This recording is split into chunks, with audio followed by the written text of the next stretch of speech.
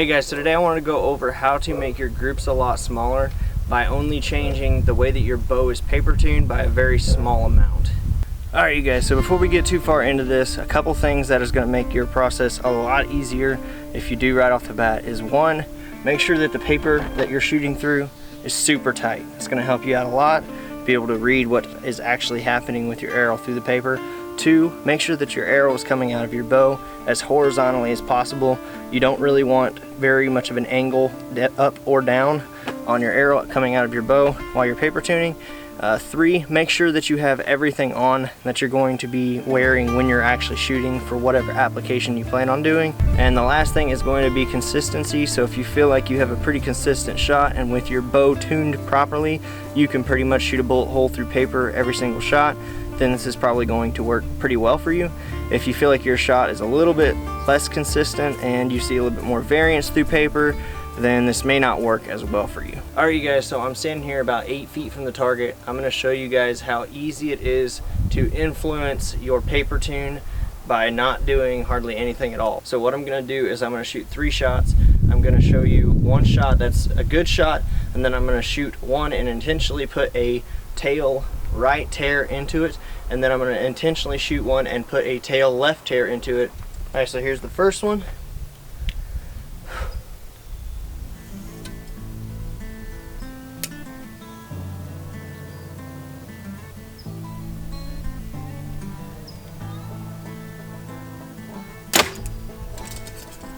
Okay, so there's a bullet hole. Now we're going to go ahead and influence a tail right tear.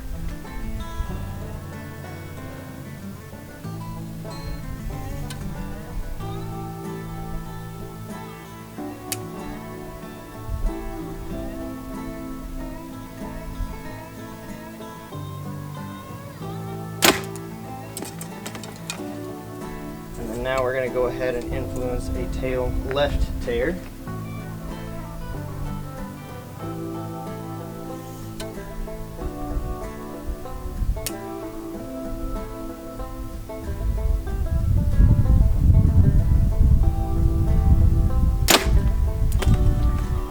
Okay, so we got our 3 tears there. Alright you guys, so as you can see, the first shot was pretty much a bullet hole. It's a little bit tail left, and I'll explain why here in just a second. The second shot I took was a tail right tear. Third shot I took was a tail left tear. The reason for that was face pressure and how strong I was in my shot. It's very easy to influence the way that the arrow comes out of the bow just by your form and something that you do at full draw, and the majority of it is your face pressure. So how much face pressure you're adding to the string, so how strong your shot is. Basically, the stronger your shot is, the more tail left you're gonna see.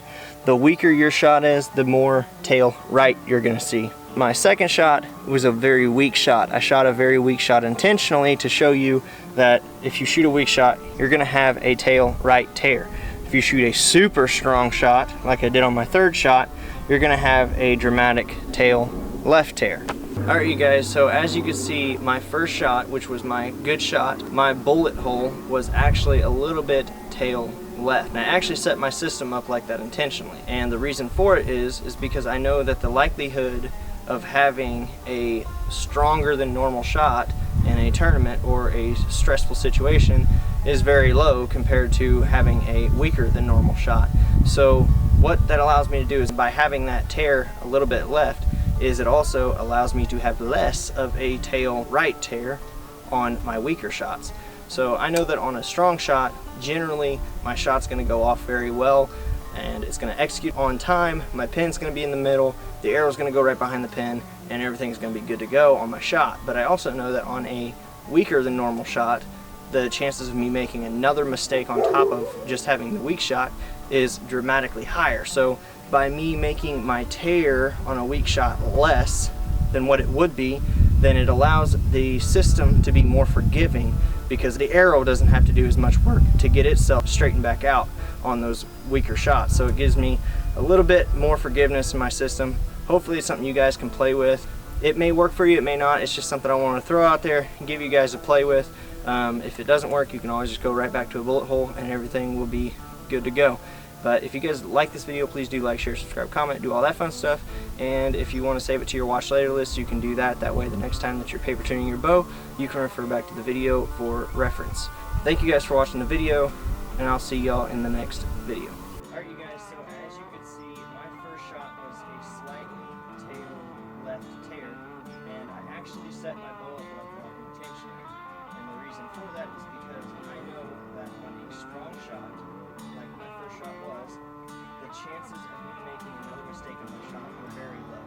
Generally, if I shoot a strong shot, I'm going to have a good execution, the pin's going to stay in the middle, and then the arrow's going to land behind where the pin was.